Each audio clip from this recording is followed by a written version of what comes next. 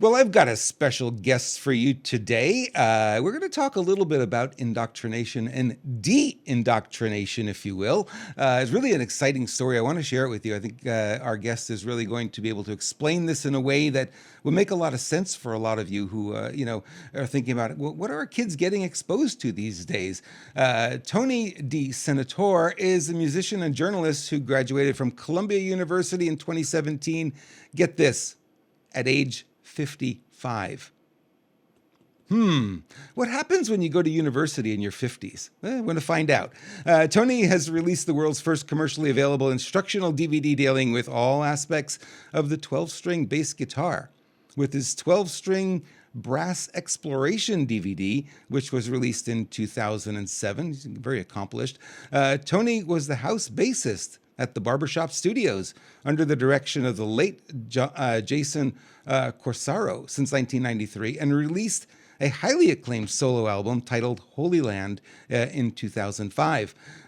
Tony periodically writes for Marion West and maintains a blog at the Times of Israel. And Tony is also the author of the book we're going to speak about today, An Apology to Trump's America. This is going to be, something he's put out, a new book that he's got, and I'm so excited to have him on board. Tony, welcome into the program, my friend. Thanks very much for having me and giving me the chance to say what I've been wanting to say. You're very stylish today. I love how you're dressed. This is fantastic. Well, it's part of my whole thing.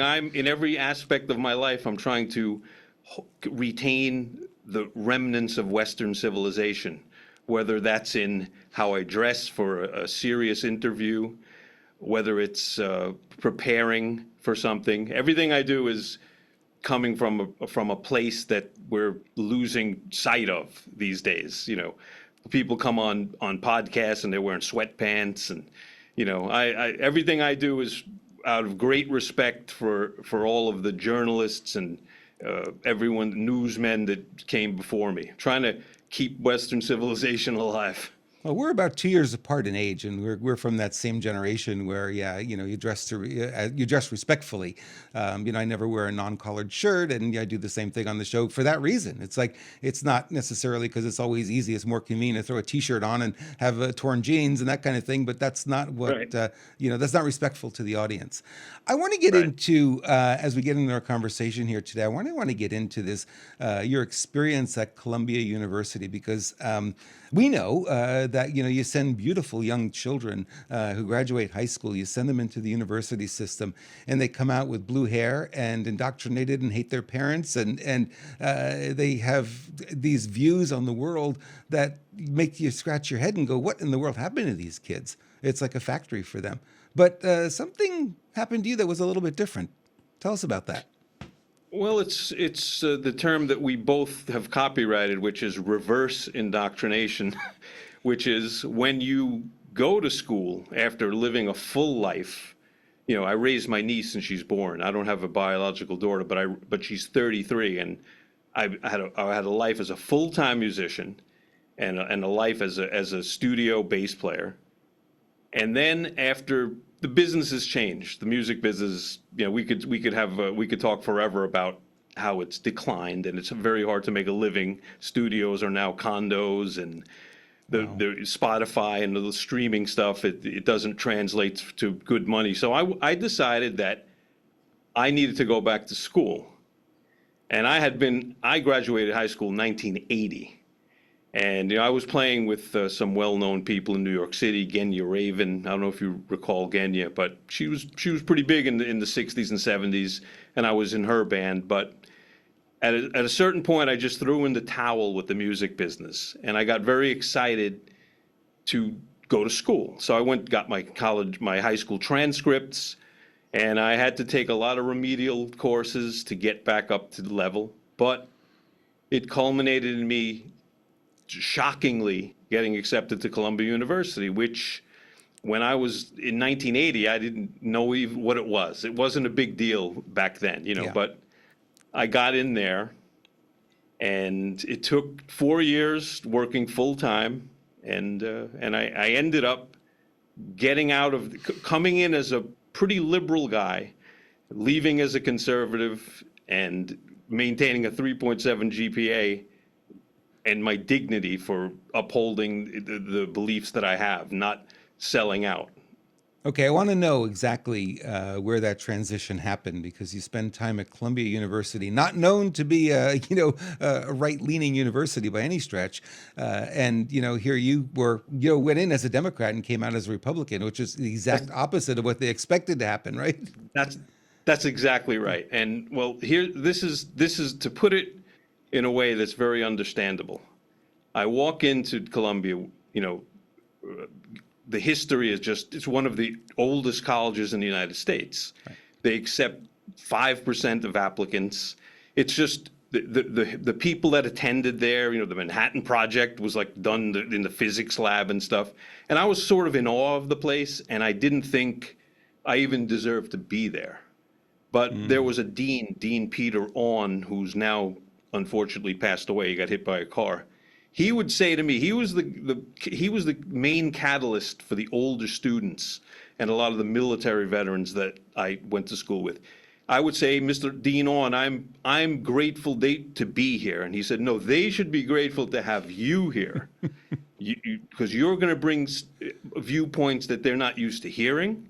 You're going to be able to challenge them better than the younger kids, and it's going to be good. He said, but I'm going to warn you. He said, it's not a lot of people are going to be as welcoming to you as I am, and he was right about that. There were some people that I just knew they didn't like my views and where I was coming from. But one of the earliest times on the campus, I walked in to the campus, and Butler Library is a big library there. There are a lot of libraries there, but Butler is the one that everybody goes to. And on the facade of Butler Library has all the names of all the greats of Western civilization: Plato, Aristotle, Homer, Virgil. These are the greatest statesmen of philosophy and Greek statesmen. And to my disappointment, there was a tarp over the names. A tarp over the names. And I lost it. I'm like, what is this all about? And I started asking some of the professors, and they were like, well, this is the Butler Banner Project. There was an activist group there that felt that those names of those aforementioned people, like Plato and Aristotle and everybody, they're not relevant anymore to the new world we live in as people of color, students of color. It's not, so we don't feel that I don't want to see these names when I come to school every day, so right away I contacted the Columbia Spectator, and I said, I want to write an op-ed about this, because this is just intolerable for me. Because what about in the 60s and the 70s and the 80s? People of color went to Columbia, they learned all that stuff, and they excelled at it. But now all of a sudden, we have to change the university because an activist group wants to don't like the names. It's always the smallest part of society too. They're the loudest. Well, yeah, and of course, activism is big deal at Columbia. Like the professors would announce classmates like, oh, so-and-so is an activist, and I'm an activist too, which I'll get to when I talk about my book. But the Columbia Spectator didn't want to accept my op-ed about why I was unhappy with covering up the names. So that's where I got hooked up with Marion West and a young guy there who's the editor-in-chief, Eric Prince, who's now such a close friend. He's I call him my nephew. But wow. I told him about my problems. I'm like, I want to write about this, and they don't want my view to come out in the school newspaper. So he let me write the op-ed about the Banner Project, and and it's all coming from a good place. I'm not saying, I said I learned a lot about Black history at Columbia, Clotel and Franz Fanon and all these things. We learn everything. That's what it's all about. I didn't say I don't want to learn this stuff. So ultimately, they did take that tarp down. It was just like a short protest or something. But that was the start of it for me, like where I started to see where things were going, like the direction of the place and the very low tolerance of views that didn't toe the line of the university. So one of the things you often see when somebody's on the left, they never go completely over to the right. They'll go sort of center, right? So they'll come, I'm not on the left anymore. Now they'll come a little bit more towards center, but very rarely do they actually go all the way over to the right. I mean, to think that you came out of there and actually could find a way to support Trump, this is Yeah, well, fascinating, right? and that's another thing. There. I won't mention any names because I don't. The way this world is today.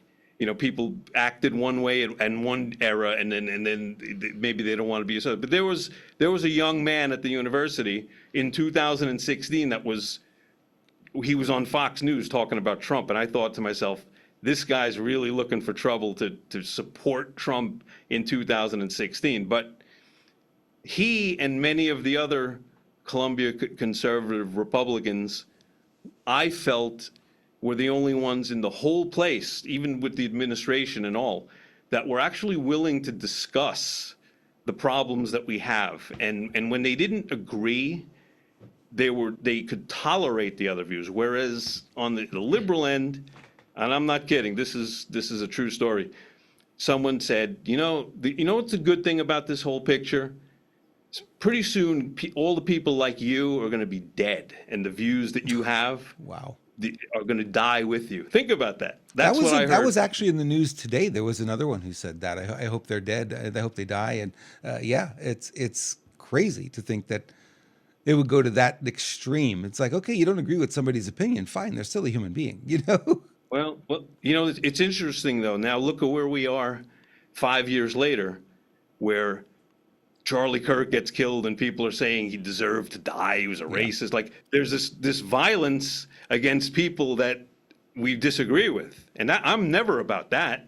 I'm all about civil, rational conversations. And that's what my book is about. It's about something that we never hear anymore. To people that have disparate political views, but in the conversation, they grow to understand each other a little better.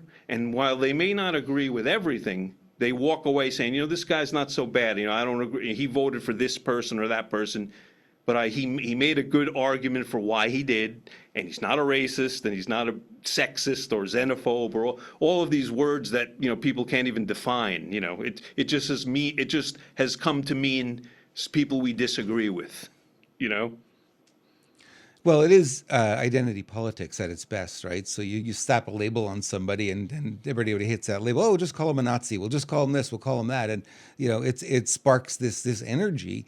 But people have we go back to the school system, right? One of the pieces that are missing, right? The school system is designed to have you be exposed to information, to memorize the information, and when you're tested on it, you have to recall the information that you were fed. But there's a piece missing here. The piece missing here is the analysis. There's no ability in there to analyze anything. It's thrown at you, and you're supposed to accept it as truth, memorize it, and spit it back out. And this is where society is today.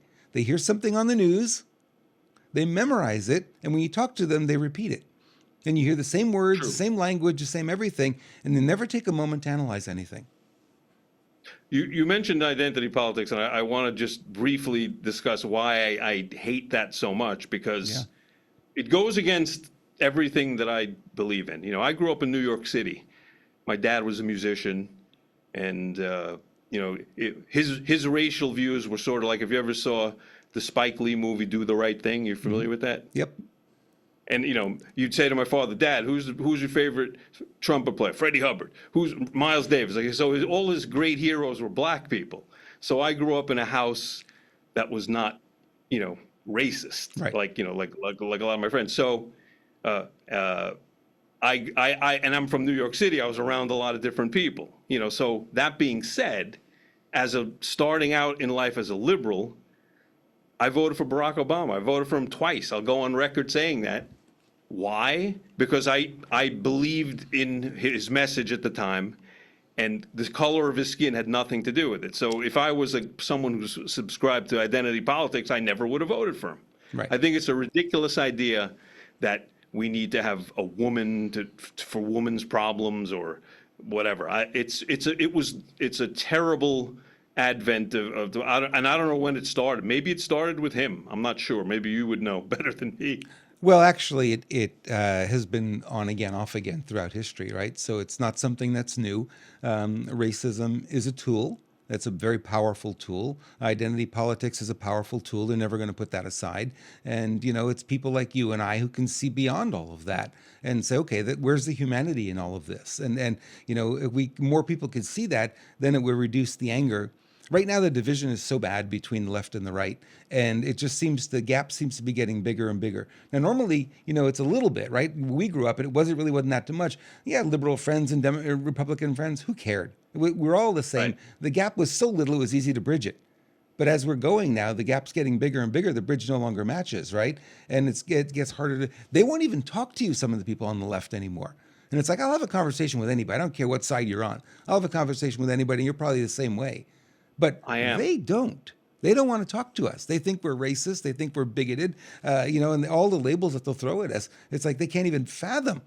And this is, by the way, not just friends, not just clients, but family members as well. Don't talk to me That's the anymore. worst part Right? about it. Yes, the worst part. I knew so many classmates disowning their parents because they voted for Trump. There was articles like how to break up with your family because they voted for Trump. I'm thinking to myself, your family raised your whole life and they did everything in the world for you, and you're going to not speak to your parents over politics, Crazy. but it gets heated.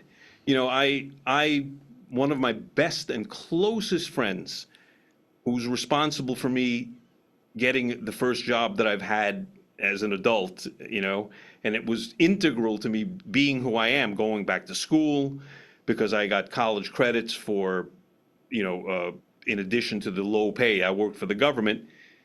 This guy don't speak to me anymore. I haven't talked to him in 2 years. You know why? Because I appeared on Fox News. I appeared on the Laura Ingraham show, and he didn't see it, and he just said he was on Fox News, and he doesn't return my calls, and he doesn't want to have anything to do with me. And I'm thinking to myself, That's over the top. That's crazy. Yeah. isn't it crazy? Yeah. If he were on the Rachel Maddow show or whatever, I'd be, let's go get sushi. I'm going to take you out, man. I'm excited for you that this opportunity happened for Hey, you. that's the difference between left and right. I'm like that think too. so. It's like I don't really care what your political beliefs are. We should be able to have a conversation about this. I mean, this idea that we grew up with, we don't talk about religion, we don't talk about politics, the two most important topics in life. We don't talk about them. Right. Right? So yeah, it becomes a challenge. Let's turn now to that book that's right in front of you, right there. What was the impetus for writing this, and where did the inspiration come from? Well, it's actually a great story. I had one of my first philosophy professors and a dear friend, my friend Ray Torres. He was the first person to teach me about Greek philosophy. He taught me about Plato and Aristotle. It was the very first introduction to it. So he was very excited when I got accepted to Columbia University. And he gave me the idea to write this book when he said, don't go corrupting the students of Columbia University like Socrates corrupted the youth of Athens with all your ideas about capitalism is good and small government is good. In other words, it was like a funny play. Like he said that I was going to be like Socrates at Columbia University and I was going to pollute their minds. But he was joking, of course, So believe it or not, it took me 8 years to write 60 pages. But I did it. And as I mentioned before, activism is a big thing at Columbia University, but it's only a certain kind of activism that's big. You have to stand up and go to the No Kings March, or you have to renounce America and say this country's built on racism, genocide, and I'm not negating the terrible things we've done in this country. However, I would add that for every marginalized group in this country who we've wronged, everybody's better off now than they were. I mean, it's not perfect, but that's what I believe. So when I say I'm an activist, my activism is having a black man as Plato, as a modern day Socrates, discussing Milton Friedman, discussing Karl Marx, discussing Ayn Rand, and having a conversation with a blue-haired girl on the cover who's initially there to crucify him on campus. But in the conversation, he learns that she's not as stupid as she's made out to be in society. And she learns that he's a lot more intelligent and caring about her than she imagined, which would never have happened had they not had the conversation that my book is about. So it's based on Plato's Apology, but it's influenced by it. It's not 100% exactly like it, because that's not what I wanted to do. I used Plato as a vehicle for my own exploration to make it relevant for people that don't know Greek philosophy, and people who are told that they can't do it, or they don't want to do it, they don't want to learn about it. My thing is, like, anybody can do it. Woman, I don't care where you're from or what your race is and all that stuff. Let's all talk about Western civilization, and then you tell me about some of the things that I may not know about. That's I can't understand as a 63-year-old man, and you're a person living in a bad neighborhood, and the struggles you go through. If we can't talk about these things, we're never going to solve anything. But I fear that nobody really wants the conversation. And I even say that even the big media companies, they kind of just, it's either, depending on what station you watch, you're only getting a certain type of thing. That, although when Charlie Kirk died, Fox News was all talking about Socrates. I don't know if you saw that. I didn't see that. But no. we're talking about Socrates. I couldn't believe it. Huh. Yeah, it was amazing. And it was talking about, Jesse Waters was saying, "Oh yeah, we have to have more conversations," and which is right. We But really I'm not, do, and that's the whole thing. And I guess when I heard about your book, and my cousin Tom introduced us, by the way, Tom Semioli, who I've been begging to get on this show. So we're going to get him on the show at some point. But he introduced us, and he said, here's what we're always looking for is, how do we bridge the gap between left and right? Because the media is only pushing us farther and farther apart. Now you look at people who listen. Let me give you an example. People who listen to NPR are so far left, they're over the edge. Then you've got CNN, MSNBC, NBC, all the rest of them. They're left. They're kind of far left, if you will. And then you have, sort of in the middle, you have Fox News. And then if you go to the right, then you have Real America's Voice, One America News, all those kind of people, right? So the spectrum is a lot wider now than it used to be. And it's harder to bridge that gap. You talked about NPR, and when I first started, in my liberal days, I used to be a sustaining member of NPR. Wow. I used to give them money every month, right? They need it now because their funds have been cut off. I won't say the host of the show or whatever, but the show host had a guest on, and guess what? He hated Donald Trump, of course, and the show was about how Donald Trump was actually right about something that he said about a terror attack in, I think, in Elizabeth, New Jersey or something. Trump predicted that there was going to be one, and there was one. So you know what the NPR host said to his guest? How do we report this news to our audience without empowering Trump supporters? Mm-hmm. I'm not kidding. Yep. That's what he said. Yep. And I've been looking for the online archives for the episode of the show, and I've been unsuccessful. But that was the day that that was the end of NPR for me, because I'm like, that's what you do. That's your news. Trump was right about something, and you're saying, how are we going to report this and not empower Trump supporters? How do we spin it? Exactly. Yep. Crazy. Yep. No, and again, and I think your book is a timely book, because I think right now it's more than anything, we need to have the conversation. We need to open up those lines of communication again. And I've been telling people since the beginning. I started this in 2020, where I left my career as a business coach and speaker, and I got into doing news and that kind of thing, because I realized that if we don't fix this, it's over. Then it needs to be fixed. And I said, no matter how far your family is not talking to you, at some point, those relationships are going to need to be patched. In our when you and I spoke on the phone a few days ago, we both said something that really aligns us, and that is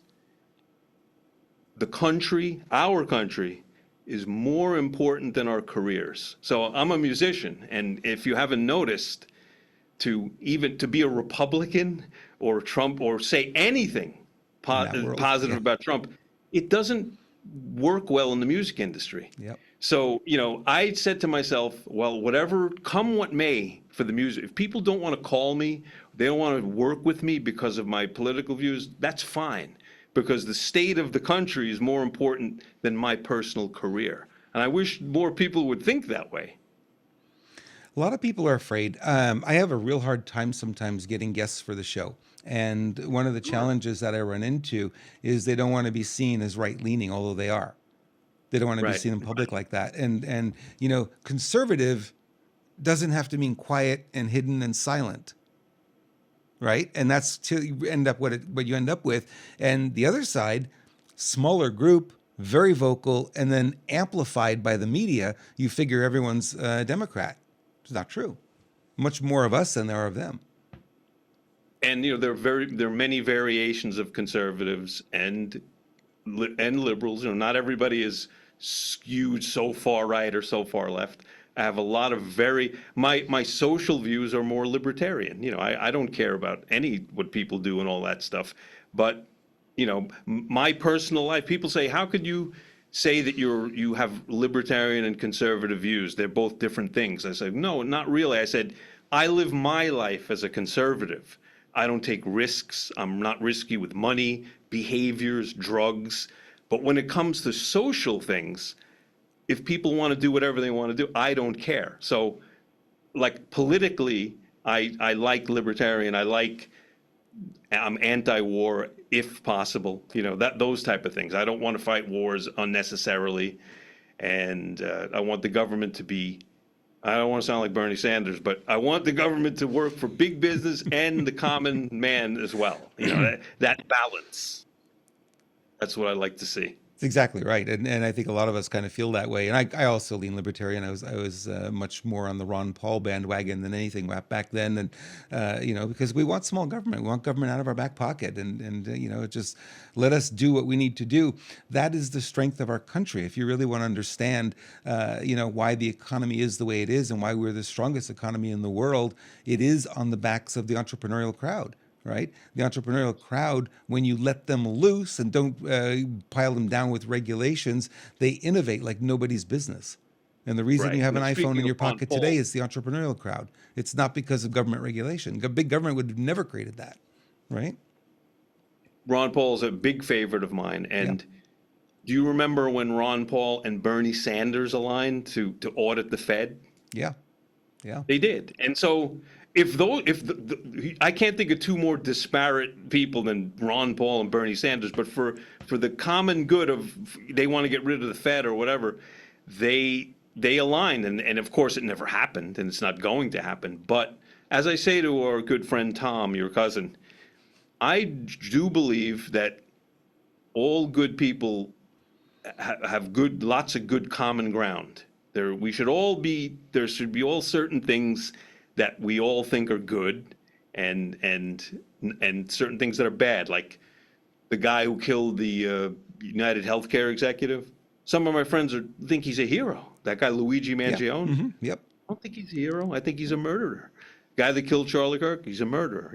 I'm not. If we can't abide by laws, and that means all the laws of this nation, what good is it? That's all we are as a country, like abiding by laws. If we're just going to disregard them, the place is going to fall apart. If every university teaches their students we're built on genocide and white supremacy, how is the country going to last? You think they do that in other nations? You think, of course, in Russia and China, they talk about how bad Stalin was and Mao? No, of course not, because they wouldn't have a country in a short time, But that's the thing. That's the price of freedom. Freedom here, we could say anything we want, but that has a destabilizing effect. You can say a lot of bad stuff about this country. You could tell Joe Biden to go F himself. You could do a lot of stuff. And in time, if somebody doesn't put the reins on what you can and can't say, there's going to be problems. And we're seeing it right now. Nobody believes any sources. Nobody trusts anyone or any news organization. It's kind of frightening for me seeing how this country's changed since Tony, I was it's a young very guy growing simple. up in the They 70s. took the morality out of life, right? And they don't teach it anymore in the schools. They took the Bibles out. They took out all the common sense, good versus bad. This is a good. This is a bad thing. They took all of that out, and now you have people without a moral compass, right? And something Right. I tease people sometimes. It's like, would you ever do this, Rob? Would you ever do that? And I said, no, no. The needle would fall off my moral compass, right? Because we have that. We were brought Right. up with that, and today's generations, they just don't have it anymore in the same way. And I also look at the we can go on forever, Tony, about this, the video games and how violence is like second nature now, and so violent, and I think a lot of these kids doing a lot of these violent acts can't tell the difference between reality and a video game. And I You know, do, we're probably not going to go over with the younger generation by those views, but I do believe all of that, the games, the video games, and the incredible like carnage that you do, it desensitizes and it it does. almost normalizes. Yep. And again, I don't know what the answer is. Again, it's part of the freedom that we have in this country to do whatever we want, but that's where your individual responsibility and your parents come in. You don't, maybe you shouldn't, if you're a parent, you shouldn't let your kids do that, or limit their time, or at least know what they're doing, if nothing else. So true. Tony, we're out of time for today. Thank you so much for being here. Where do we find the book? Do we find it on Amazon? Is it available there? It's on Amazon, and I'm not going to be buying a Lamborghini with the royalties so far, but I hope that that'll change after this. I hope that people will see this and like this conversation. And I do want to say, I do appreciate you giving me the time to speak about my book and about these problems that we have in this country. You're a very enlightening personality, so it was really fun to have you on board. And we will put the link to the book, folks. We'll put it in the description of the video, so you'll have it. And we'll put it on all the platforms that we stream on, so you'll have access to that.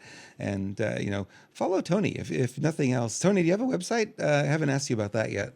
I do. It's www.senny.com, SENNY.com. I have all the music that I've done over the last 30 years, and I have my journalism and link to this book and all that. And I just hoping for people to find it in this world of people walking through Walmart and passing gas and having 5 million followers. You put that so succinctly. I love it. Tony, thank you, my friend. Really appreciate it. And we'll have you back for sure on the show. Let's get on with Tom. Thank you. You bet. We will. Thanks so much. All right. Thank you.